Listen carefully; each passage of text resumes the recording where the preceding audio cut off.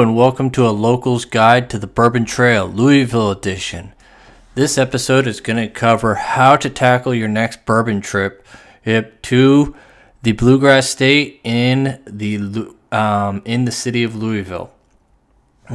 This video is brought to you by the Roasted and Barreled Review, a podcast vlog that pairs coffee and whiskey together and see how it goes.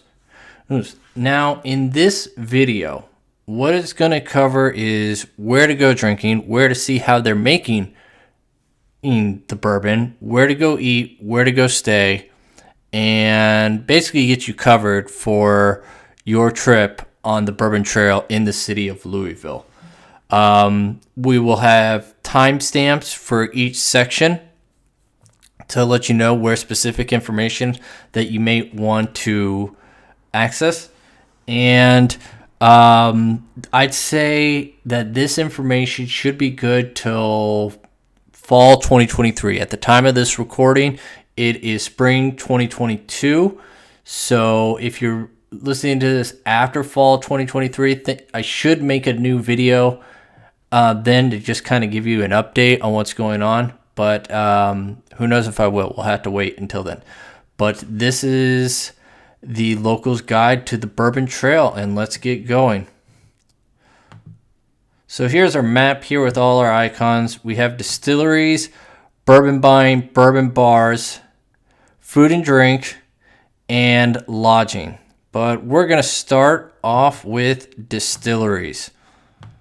Get up here. Get there.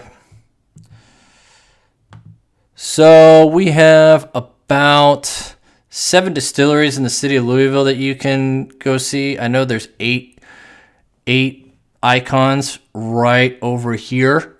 I'm going to kind of explain that.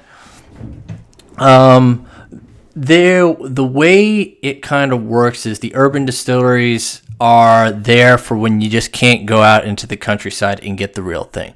Some are full actual distilleries, and others are just kind of like a delicious tourist trap. Now, if you're going here, I would recommend going east to west because it is more fluid that way. You can start off eating around this area and then make your way down, and you don't have to cross or waste time double back. Now, the way the nature of these tours goes is you can only get about 3 in a day, because by the time you get done and over to the next distillery, the next tour is going to have started. So then you're kind of going to waste double time. I know you may have interest in seeing more. I know I have, but you're probably going to get about 3 in. And my recommendation, as I said, going to east to west, I would start with Rabbit Hole. Actually, Rabbit Hole is a very good, fully functioning distillery. I didn't think much of it at first, but then I went into it and it was amazing. Then I would make my way over to Angel's Envy.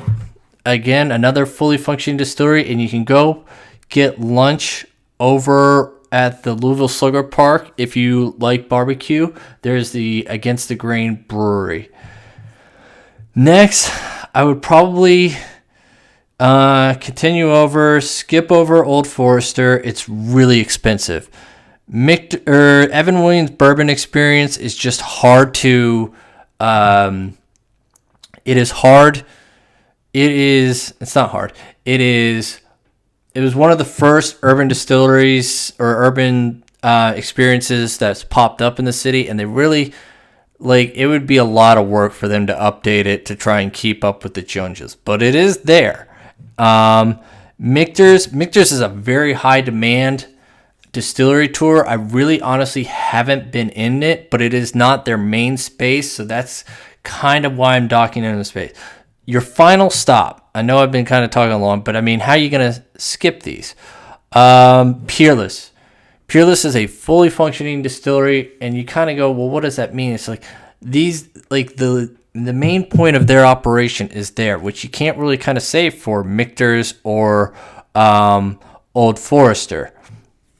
So Peerless is a good sweet mash bourbon. They have a lot of expensive stuff, but it's really cool to kind of get to see the aging, see the distillation, and they definitely got a nice setup. So then once you go there, you can double back, hit the bourbon stops along the way there, like Proof on Main and Merle's Whiskey Kitchen, and then get to Justin's. This purple guy over here, that's Old Carter. I just want to let you guys know that it is there. It is right next to Justin's House of Bourbon. You can't go in there.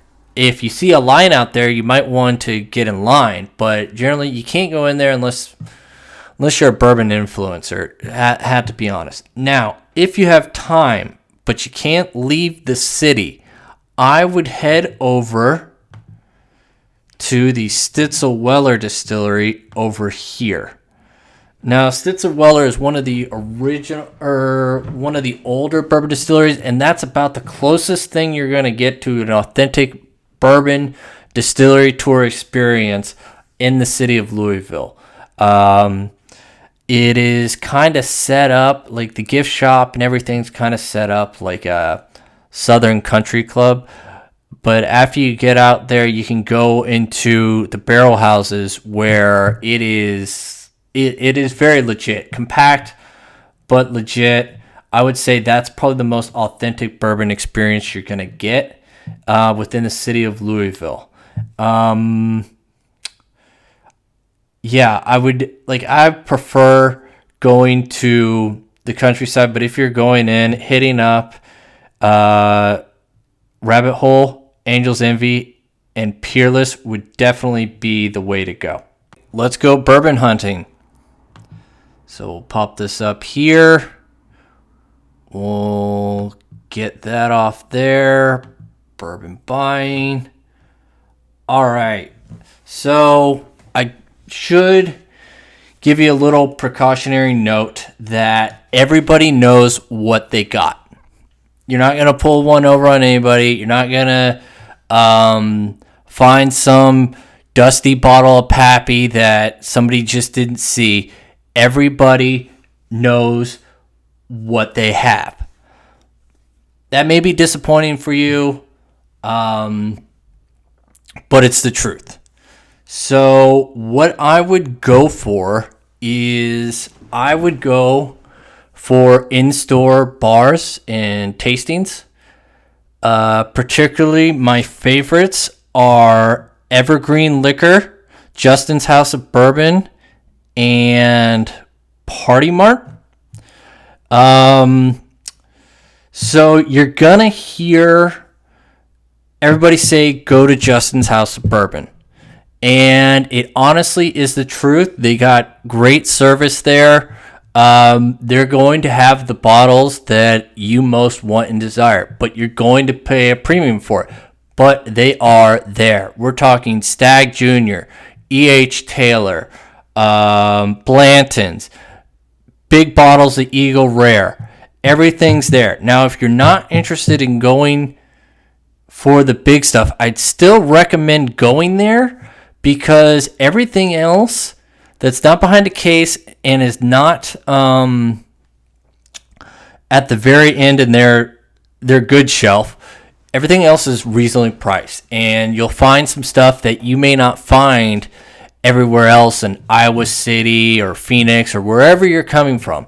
Justin's House of Bourbon is where it is at. And then the pours, they're gonna give you, if you're looking for hard to find bourbon and you just want like a little taste of it, they have very reasonably priced half-ounce pours, so you can at least say you try it. Now I'm really hot on, and by hot on, I just got back from there today, Evergreen Liquor. Evergreen Liquor has probably the best in-bar pricing that I've ever seen. For 1 ounce pours of the premium good stuff, you cannot go better. I'm talking about, I had a $5 $17.92 full proof today. I saw $5 Eagle Rare. I had a $15 Woodford Reserve batch proof. Evergreen Liquor is great because it's in a busy area of Nulu. That's just kind of it's a new gentrified shopping district in the city of Louisville, and it is right next to good place to eat and other great kind of outdoor bars if that's your scene. Other popular places that have good reputation and are known for having a great selection. There is over out here we have Westport Whiskey and Wine. Over here, there is a Party Mart off of Brownsboro Road that's pretty good. What is out here?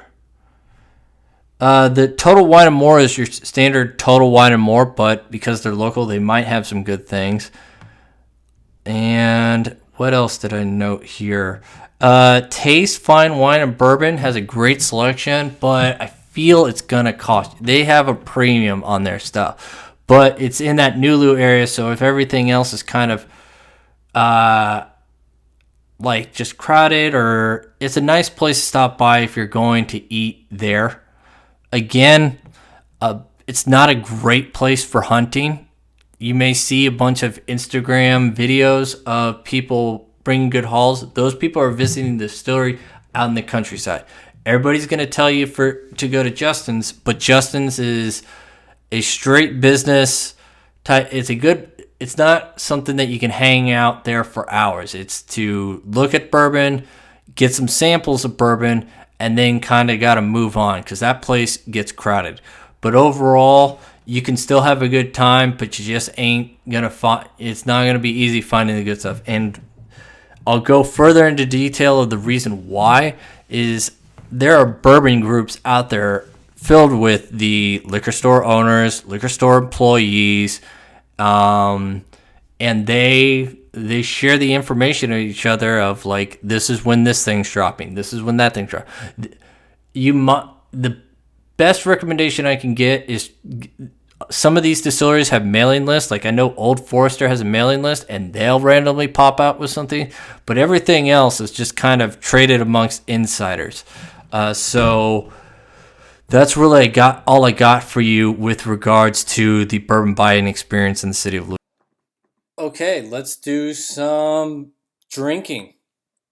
So the best thing about Louisville and the bourbon bars is while you can't find the bottles, we definitely have the spots that have all the bottles. About the only things that I really haven't seen out there is Pappy 25 and the OFCs. Everything else is pretty much out there and you should be good to go. So I'm going to go bar by bar, tell you what I think about it. So we'll start with Proof on Main. This is downtown. It's amongst the action. It's a little bit pricey. It's in the bottom of a hotel called 21C. You'll notice it by the giant naked statue out front and the disco ball red limousine. You'll know what I'm talking about when you get down there. Out of all the bourbon bars, this one has the most flamboyant type style. I would basically describe this as the gay bourbon bar in Louisville. Like not necessarily a place to be picked up and that kind of stuff, but it just kind of has that style. Nothing's wrong with that, but I'm just gonna clarify that if you're a woman or you're bringing a woman with you, do not have her check herself out in the mirror in the hallway. It's one side, or it's double-sided. The other side is the men's restroom urinal. They could see right through you checking out. It's just not good. Okay, Merle's Whiskey Kitchen. I think that's Merle, but Merle's Whiskey Kitchen. This is also downtown in the action. It's across the street from Old Forester, across the parking lot from Justin's House of Bourbon. This one's a very good option, has a great selection, but it gets crowded a lot. This is very center of the action, good prices, but like with everything that's going on, it's gonna be hard to find a seat there. If you can get it, great, but if not, well, that's life. Bourbon's Bistro. This is an OG type place. I believe the owner has his own line of bourbon, like Buzzard's Roost. Very classy, pretty pricey. Great date spot if you're doing that kind of thing, or you could do a good bachelor party there too. But yeah, that's just kind of the environment. Dress up, keep it classy. That's where you want to go with. The Silver Dollar. This is another OG type place. Great food, great atmosphere, pretty good selection. They did get hit hard by the pandemic and had to sell off some of their stuff, but they've definitely been replenishing stuff. Um, as the drinks get flowing and people start to get more expressive, uh, this place has a bit more of the conservative values, and if that's not something you align with or that's something you have to be outspoken about, this may not be the place for you. But if you can be tolerant of other people's views and opinions, this is a great place. But I'm just gonna say, if you're a hardline conservative and you let it out as the drinks get flowing, this might not be the place for you. North of Bourbon. North of Bourbon's a new one. Really love the new ones. This is one that I really like. Great selection. Everything inside it is built from old bourbon barrels, which is kind of cool. The booths look like old bourbon barrels. Um, it is pretty small. So if you got a group of more than six, you might not want to do this place just because of how crowded it can get. But overall, great place. Then we have Neat. Neat is another one that's pretty good. It's in a great area in the Highlands. They got some weird dusties. Like, oh, I want a Austin Nichols Wild Turkey from 1993. It's just like, that's oddly specific, but they have it. Another great aspect of this bourbon bar is they do sell bottles, and they buy bottles too. So you can, I've seen bottles of Buffalo Trace in there for $35. I know that's not the most impressive thing, but some people have a hard time finding Buffalo Trace. So yeah, I know there's other ones. It's depending on what they can get in. Watch Hill proper. Now it's way up here.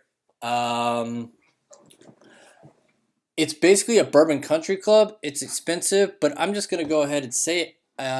It's not very practical if you're visiting. Yeah, it's half price and everything, but it is way like everything's over in here, and this is way up there.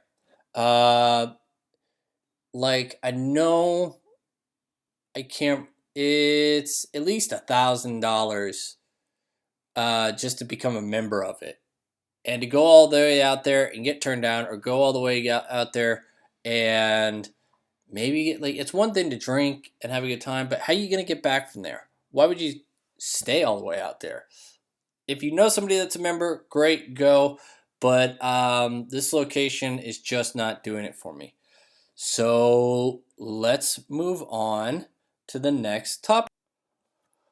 Okay, where to eat and where to stay. I'm going to combine these two topics and ideally share this map with you all. Where to eat. Everybody has their own preferences, and I got a lot of recommendations here.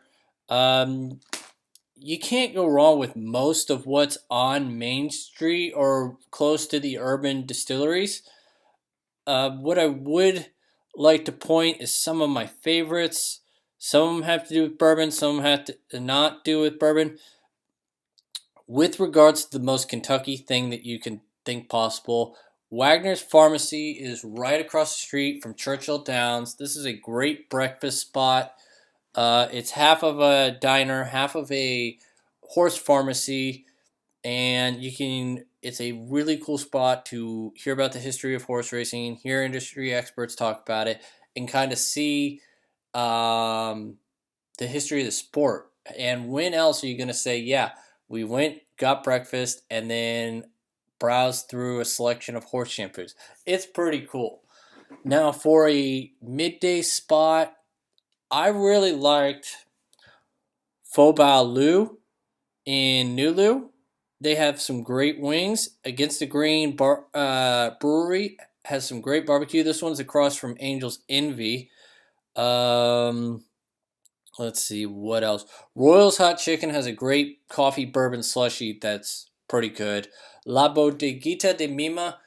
This is probably going to be your top and most popular selection. It is a Cuban restaurant. It is in the heart of the Nulu district. That's like the gentrified area of town where you'll be close to Rabbit Hole Distillery right there. It's a great Cuban restaurant, and if it's too packed or you can't get in, go around back, and there's another restaurant called Senora Arepa, and that's some great, quick to eat Venezuelan food. Now, for like taking the wife out or going on a bachelor party. Well, for taking the wife out, I would recommend Jack Fry's in the Highlands. It is a great classic fine dining restaurant, and you will probably have to get a reservation, but definitely check out Jack Fry's. Lemu's also good. My heart belongs to Pat's Steakhouse. It is a classic Irish steakhouse. You don't see too much of those. Great warm weather, pictures all over the place. Love it. If speaking of warm weather, I know I dogged on Watch Hill proper, but up here is Captain's Quarters, and if it's a nice warm day, this is the place to be. Great outside patio eating. Definitely recommend that. So that's really what I have to say for eating. For lodging, I would go ahead and stay in the Nulu district if possible, because you'll be right next to the distilleries and bars that you're drinking at, and it's an easy walk away. Don't want to spend too much on Ubers. Otherwise, this is kind of where, like, there's not going to be a lot of hotels in this Highlands, Cherokee Triangle. Um, what is the other place? Clifton area is going to be the place where you want to get an Airbnb. There's not a lot of hotels there. There is one new one called the Bellwether, but as a local, I'm not really staying there. But this is where you're going to want to check out for Airbnbs. Any final closing thoughts? I hope this helps you guys. You all should have a fun time in Louisville. It's a great place to tour bourbon distilleries and go bourbon shopping, even though you might not find the rarest of rare things. You will have a fun time exploring and learning new things. I'm a firm believer that not all the distilling process is the same, but not all distilleries experiences are the same. So definitely go and check them out. And if you have any questions, don't be afraid to leave them in the comments or PM me. Thanks.